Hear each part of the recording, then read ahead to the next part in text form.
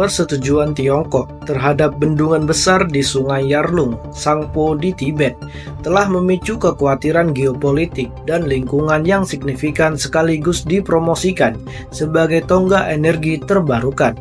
Tiongkok telah memberikan lampu hijau untuk pembangunan bendungan pembangkit listrik tenaga air besar di Sungai Yarlung Sangpo yang dapat menjadi salah satu fasilitas energi terbarukan terbesar di dunia. Proyek tersebut yang diharapkan dapat menghasilkan listrik sebesar 60 gigawatt dipandang oleh Beijing sebagai langkah penting menuju tujuan netralitas karbon dan pembangunan ekonomi Tibet. Namun, pembangunan bendungan tersebut menimbulkan masalah lingkungan yang serius karena lokasinya di daerah yang sensitif secara ekologis dan aktif secara seismik yang berpotensi mengganggu ekosistem dan mata pencarian jutaan orang di hilir. Proyek tersebut juga meningkatkan ketegangan geopolitik, khususnya dengan India dan Bangladesh, yang khawatir kendali Tiongkok atas sungai tersebut dapat mengancam keamanan air dan stabilitas regional mereka. Tanpa perjanjian pembagian air formal, potensi bendungan untuk memanipulasi aliran air sebagai alat geopolitik merupakan perhatian yang signifikan bagi negara-negara di hilir. Situasi tersebut menuntut kerjasama internasional dan pengelolaan sumber daya air bersama yang berkelanjutan untuk mengurangi risiko dan memastikan penggunaan yang adil.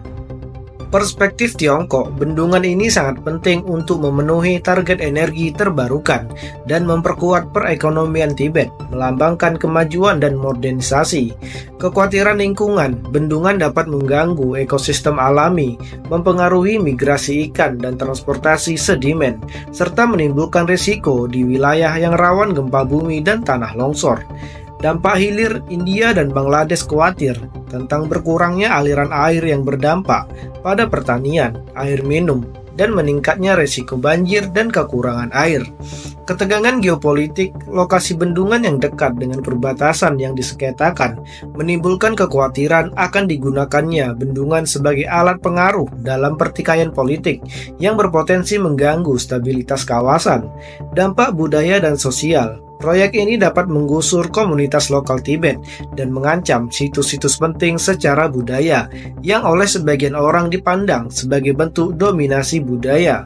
Komplikasi perubahan iklim, gletser yang mencair dan perubahan lingkungan yang semakin cepat menambah tekanan pada ekosistem sungai yang dapat diperburuk oleh bendungan. Seruan untuk perjanjian lintas batas, ada kebutuhan mendesak untuk perjanjian formal guna memastikan pembagian sumber daya sungai yang adil dan mengatasi masalah lingkungan. Solusi energi alternatif, mengeksplorasi opsi seperti tenaga surya dan angin dapat mempengaruhi ketergantungan pada bendungan besar dan risiko terkaitnya di area ekologi yang sensitif. Tiongkok baru-baru ini menyetujui pembangunan bendungan raksasa di Sungai Yarlung Sangpo di Tibet, sebuah proyek yang dapat menjadi salah satu fasilitas pembangkit listrik tenaga air terbesar di dunia. Dipromosikan sebagai tonggak penting dalam pengembangan energi terbarukan. Bendungan tersebut telah menimbulkan kekhawatiran luas atas dampak lingkungannya, implikasi geopolitik, dan potensinya untuk mengganggu mata pencarian jutaan orang di hilir sungai. Sementara Beijing memandang proyek tersebut sebagai langkah penting untuk mencapai tujuan energinya dan memperkuat ekonominya. Negara-negara tetangganya, khususnya India dan Bangladesh, melihatnya sebagai ancaman yang mengancam stabilitas regional dan keamanan air. Sungai Yarlung Sangpo adalah salah satu jalur air terpenting di Asia, berasal dari gletser dataran tinggi Tibet. Sungai ini mengalir ke arah timur melalui Tibet sebelum berbelok ke selatan ke India dan Bangladesh, di mana ia menjadi Sungai Brahmaputra. Sungai ini merupakan jalur kehidupan bagi jutaan orang, menyediakan air untuk irigasi, minum, dan mendukung beragam ekosistem. Bagi India dan Bangladesh, sungai ini penting untuk pertanian dan mata pencarian. Sedangkan bagi Cina, sungai ini merupakan sumber potensi tenaga air yang sangat besar yang belum dimanfaatkan. Bagian sungai tempat Cina berencana membangun bendungan dekat Great Bend, tempat sungai terjun ke ngarai Himalaya yang dalam menawarkan kondisi ideal untuk menghasilkan energi terbarukan. Namun lokasi ini juga menempatkan proyek di daerah yang sensitif secara geopolitik, dekat dengan perbatasan timur laut India, menambah lapisan kompleksitas lain pada dinamika regional yang sudah tegang. Bendungan yang direncanakan diharapkan dapat menghasilkan listrik sebesar 60 gigawatt, kapasitas yang dapat melampaui bendungan Tiga Ngarai, yang saat ini merupakan fasilitas pembangkit listrik tenaga air terbesar di dunia. Output daya yang sangat besar ini akan memberikan kontribusi yang signifikan terhadap tujuan energi terbarukan. Output daya yang sangat besar ini akan memberikan kontribusi yang signifikan terhadap tujuan energi terbarukan Tiongkok saat negara tersebut berupaya mencapai netralitas karbon pada tahun 2060. Pembangkit listrik tenaga air merupakan komponen penting dari strategi Tiongkok untuk mengurangi ketergantungannya pada batu bara, dan bendungan Yarlung Sangpo dibayangkan sebagai proyek utama dalam transisi ini. Selain manfaat energinya, bendungan tersebut juga merupakan bagian dari upaya Tiongkok yang lebih luas untuk mengembangkan ekonomi Tibet. Beijing memandang wilayah Tibet sebagai wilayah yang kurang berkembang dan kurang dimanfaatkan. Dan bendungan tersebut diharapkan dapat menciptakan lapangan kerja, meningkatkan infrastruktur dan mengintegrasikan Tibet lebih erat ke dalam ekonomi nasional. Meskipun manfaatnya bagi Tiongkok sangat besar, risiko lingkungan dan geopolitik yang terkait dengan proyek tersebut juga sama pentingnya. Sungai Yarlung Sangpo mengalir melalui salah satu wilayah yang paling rapuh secara ekologis di dunia, dan pembangunan bendungan besar dapat mengganggu ekosistem alam. Aliran sungai mendukung migrasi ikan, transportasi sedimen, dan keanekaragaman hayati perairan, yang semuanya dapat dipengaruhi oleh bendungan tersebut. Masyarakat di hilir yang bergantung pada perikanan dan pertanian mungkin menghadapi tantangan yang signifikan sebagai akibatnya. Selain itu, dataran tinggi Tibet adalah wilayah yang secara aktif, secara seismik yang rentan terhadap gempa bumi dan tanah longsor. Membangun bendungan besar di wilayah yang seperti itu meningkatkan risiko kegagalan yang dahsyat, yang dapat menimbulkan konsekuensi yang menghancurkan bagi masyarakat Tibet dan di hilir. Perubahan iklim semakin memperumit situasi. Gletser yang mengalirkan air ke Yarlung Sangpo mencair dengan kecepatan yang lebih tinggi akibat pemanasan global, sehingga menambah tekanan pada ekosistem sungai. Gangguan apapun yang disebabkan oleh bendungan dapat memperburuk tantangan ini, yang berpotensi menyebabkan kekurangan air selama musim kemarau dan peningkatan banjir selama musim hujan. Kekhawatiran lingkungan ini diperparah oleh dampak sosial dari proyek tersebut. Pembangunan bendungan kemungkinan akan menggusur komunitas Tibet setempat, mengganggu cara hidup tradisional mereka, dan berpotensi mengancam situs-situs penting secara budaya.